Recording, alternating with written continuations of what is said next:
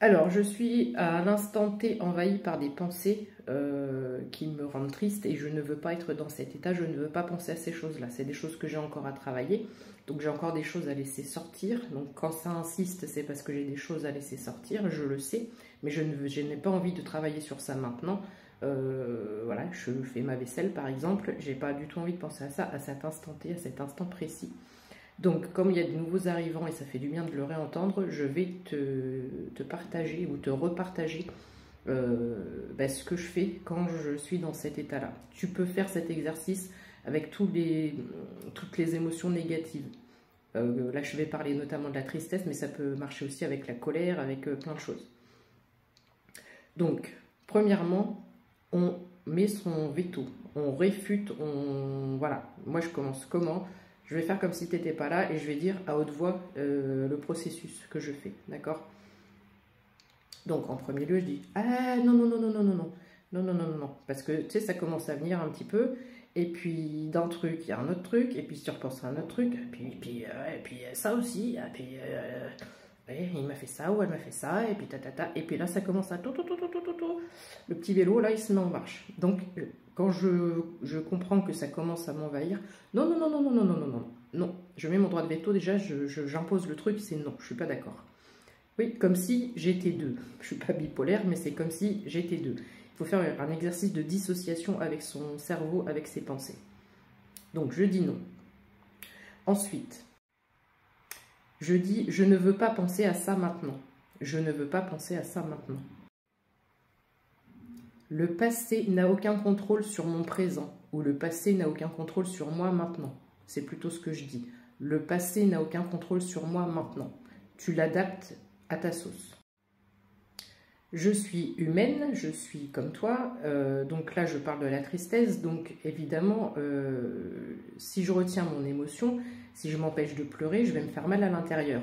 Et je vais laisser des trucs, des marqueurs, je vais laisser des traces et je vais me créer des maladies, des choses comme ça, où je vais y avoir mal quelque part parce que je ne m'autorise pas à laisser sortir. Donc il faut s'autoriser à laisser passer cette émotion quand même, tout en la rejetant, mais on la regarde passer, on la laisse passer quelques minutes, mais en fait il ne faut pas qu'elle s'installe. L'exercice là qu'on va faire, c'est pour pas que ça s'installe et que ça dure trop longtemps. Donc une fois que j'ai laissé couler quelques larmes pour évacuer un peu, je me reconcentre sur ce non, je ne suis pas d'accord.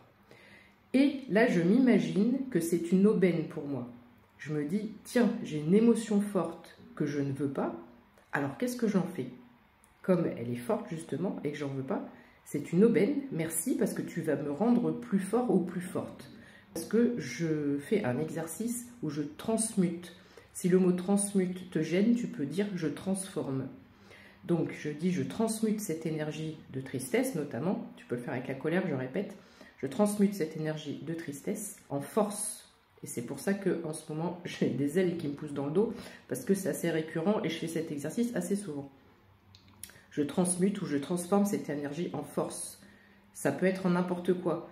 Je transmute en joie, je transmute en bonheur, je transmute en argent, je transmute en ce que tu veux, en réussite. Du moment que c'est quelque chose de positif et que c'est quelque chose qui résonne avec toi, voilà, tu transformes, tu fais cet exercice de transformer, de transmuter. Ce n'est pas un exercice facile parce que ça t'apprend à avoir le contrôle sur toi, le contrôle sur ton cerveau, le contrôle sur tes pensées. Donc en fait, tu apprends le pouvoir de ton cerveau à avoir cette possibilité de contrôle. Voilà. Donc au début, c'est pas évident à faire, il faut essayer de s'y entraîner. Mais je trouve que c'est un exercice vraiment magique parce que c'est moi, en l'occurrence, c'est souvent la force que j'attire. Donc non seulement je transforme et en plus j'attire cette force, donc je me sens plus forte. Et quand tu commenceras à bien maîtriser cet exercice, quand tu auras ce genre d'émotions, au départ on subit ces émotions-là.